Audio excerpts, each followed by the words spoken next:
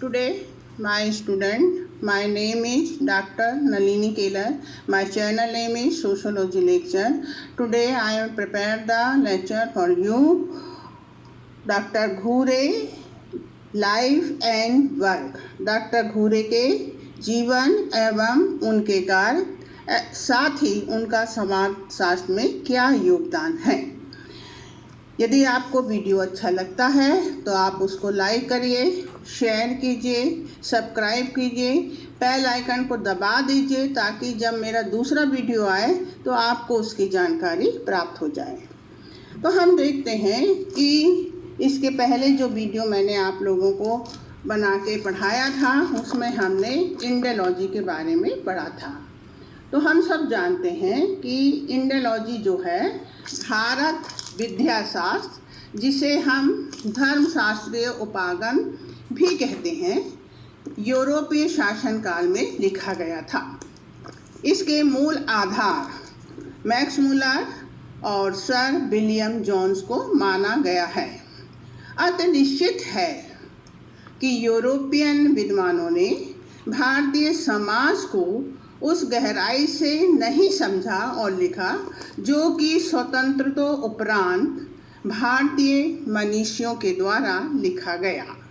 तो आज हम जो पढ़ने वाले हैं वो है डॉक्टर घूरे, जो कि भारतीय समाज के जनक कहलाते हैं। उनके जीवन में जीवनी एवं उन्होंने कौन कौन से कार्य भारतीय सभ्यता के खोज के लिए किए और उनका क्या योगदान है, इस पर अध्ययन करेंगे। तो पहले हम देखते हैं डॉक्टर घूरे का परिचय एवं उनकी शिक्षा। तो भारत में इंडोलॉजी परिप्रेक्ष्य को विधिवत रूप से प्रस्तुत करने का श्रेय डॉक्टर घूरे को जाता है।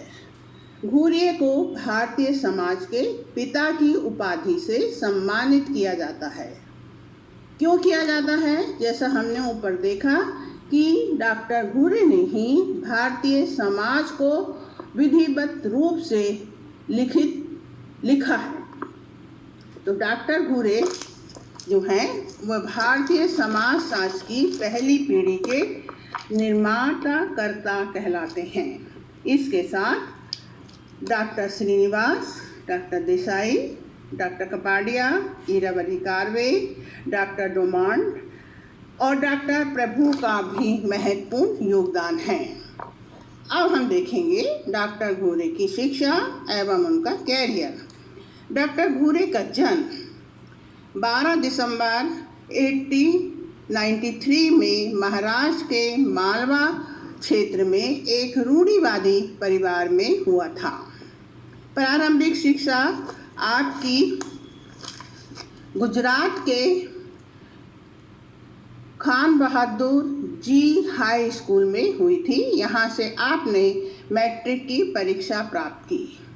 इसके उपरांत आप बॉम्बे विश्वविद्यालय के एल्फिंटन कॉलेज में आपने दाखिला लिया और प्रथम श्रेणी में स्नातक की परीक्षा पास की। अंग्रेजी और संस्कृत में एमए आपने प्रथम श्रेणी में किया, जिसके उपलक्ष्य में आपको स्वर्ण पदक प्रदान किया गया। एल्फिंटन कॉलेज में पैट्रिक गैटस के नेतृत्व में आप निबंध प्रतियोगिता का आयोजन हुआ। विषय था बॉम्बे एक शहरी केंद्र के रूप में। इस निबंध को डॉक्टर घूरे ने प्रस्तुत किया और उन्हें विदेशी छात्रवृत्ति प्राप्त हुई। अतः वह लंदन चले गए और अपनी पीएचडी की पढ़ाई उन्होंने WHS रिवर्स के मार्गदर्शन में आरंभ की। किंतु दुर्भाग्यवश 1922 में डॉक्टर रिवर्स की मृत्यु हो गई। डॉक्टर घूरे भारत वापस लौट आए। बाद में उन्होंने AC हेडने के मार्गदर्शन में अपनी थीसिस पूरी की 1923 में। सन 1924 में 1934 में बम्बई विश्वविद्यालय के समाजशास्त्र विभाग के प्रमुख नियुक्त हुए। अपने पद पर रहते हुए इंडियन सोशोलॉजिकल सोसाइटी और इसकी पत्रिका सोशोलॉजिकल बुलेटिन की आपने स्थापना की। अपने शिक्षण जीवन काल में आपने 32 पुस्तकें एवं अनेक शोध पत्र लिखी। अकादमिक रूप से घूरे अनेक पदों पर आसीन हुए। ऐसे पद शायद ही किसी बुद्धिजीवी को प्राप्त होते हों। घूरे ने यह प्रसिद्धि न केवल राष्ट्रीय स्तर पर प्राप्त की, बल्कि समाजशास्त्र को भी अंतर्राष्ट्रीय स्तर पर एक पहचान प्रदान की। तो इस प्रकार हम देखते हैं कि डॉक्टर घूरे के द्वारा अनेक पुस्तकें लिखी गईं और काफ़ी शोध पत्र भी उनके द्वारा प्रस्तुत किए गए। इन किताबों में से मुख्य जो विषय है वो है जाति, जनजाति, नातेदारी एंड किनशिप, संस्कृति और समाज, धर्म, विवाह एवं परिवार, संघर्ष एवं एकीकरण। इसके साथ दूसरी पुस्तकों को भी मैंने लेखबद्ध किया है, जिसको आप मेरे नोट्स में प्राप्त कर सकते हैं। अब हम देखते हैं कि उनका क्या योगदान था। अतः हम कहा जा सकता है कि डॉक्टर घूरे एक साहसी, राष्ट्रवादी, तर्कशास्त्री और बहुमुखी प्रतिभा के प्रचंड विद्वान थे। उनकी विचारधारा को, उनकी कृतियों और तत्कालीन बौद्धिकता को उन्होंने निम्न बिंदुओं पर अपनी पुस्तकों के माध्यम से स्पष्ट करने की कोशिश की है। ऐसा माना जाता है कि 19वीं-20वीं शताब्दी में ब्रिटिश विद्वानों ने संस्कृत का ज्ञान अर्जित किया और भारतीय सभ्यता की खोज में वो लग गए। घूरे इस समय लंदन में पीएचडी कर रहे थे। आपके गुरु डॉक्टर रिवर्स का प्रभाव आपके जीवन पर अत्यधिक था। संस्कृत भाषा के ज्ञानी थे, इस कारण उन्होंने भारतीय सभ्यता का गहन अध्ययन किया। उनका मत था कि भारतीय सभ्यता पर फरात, ग्रीक, मिस्र और सिंधु सभ्यता का प्रभाव देखा जा सकता है। उन्होंने लिखा है कि भारतीय सभ्यता मूल रूप से हिंदू सभ्यता है, जिसका प्रमाण वेद हैं जो संस्कृत में लिखे गए हैं। अपनी पुस्तक एक्सीडेंटल सिविलाइजेशन में सभ्यता को परिभाषित करते हुए आप लिखते हैं कि सभ्यता एक सामूहिक प्रयास है। Civilisation is a collective effort. उनके शब्दों में संस्कृति सभ्यता है, संस्कृति सभ्यता है और व्यक्ति इसे अपने मस्तक और व्यवहार से में ढाल लेता है।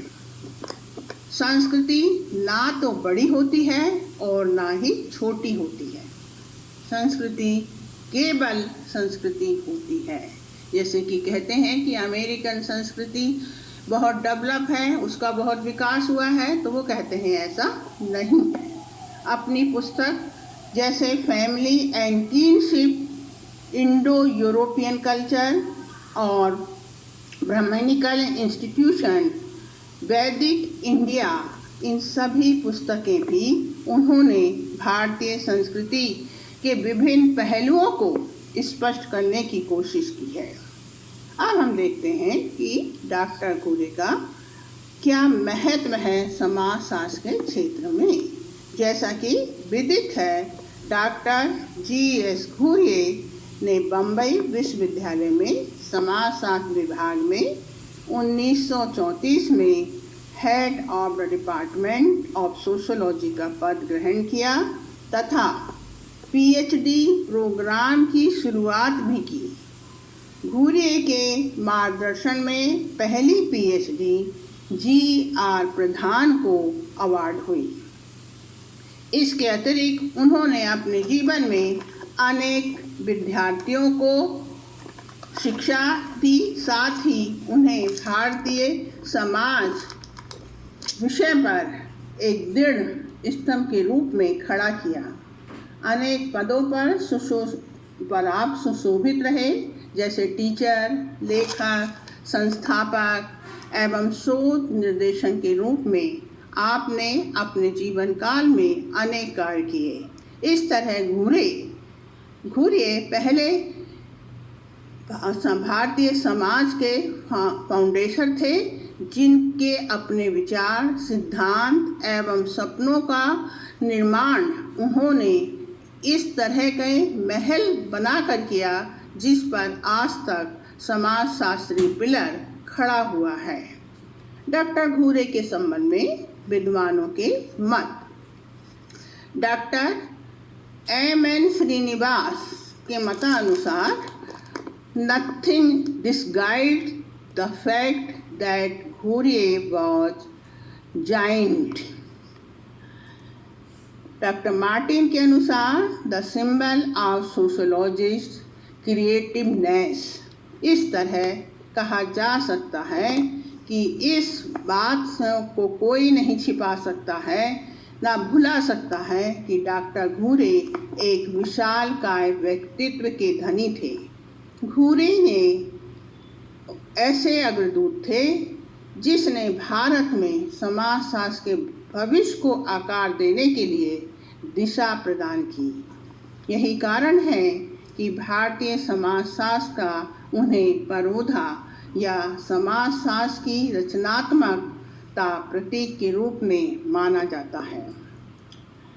अतः हम कह सकते हैं कि घुरे एक भारतीय समाज अध्ययन के इतने व्यापक ज्ञानी थे जिन्होंने भारतीय संस्कृति और भारतीय समाज के प्रत्येक पक्ष को छुआ है। उनके अध्ययन में जाति, जनजाति, ग्रामीण, शहरी, धर्म, भारतीय वेशभूषा इत्यादि सभी क्षेत्र समाहित हुए हैं। यही कारण है कि D.P. मुखर्जी कहते हैं, There are a many sociologists in India. Ghurye by his deep modeling in India tradition provides the only example of a Indian sociologist. अब यदि आपको मेरा विषय अच्छा लगा है तो आप निश्चित उसको सब्सक्राइब करिए और कमेंट्स कीजिए। इसके बाद हम डॉक्टर घुरे का इंडोलॉजी संबंध में क्या अवधारणा है उसके संबंध में अध्ययन करेंगे। आपको मेरे नोट्स जो हैं गूगल ड्राइव लिंक मिल जाएगा और आप उसको देख सकते हैं। टुडे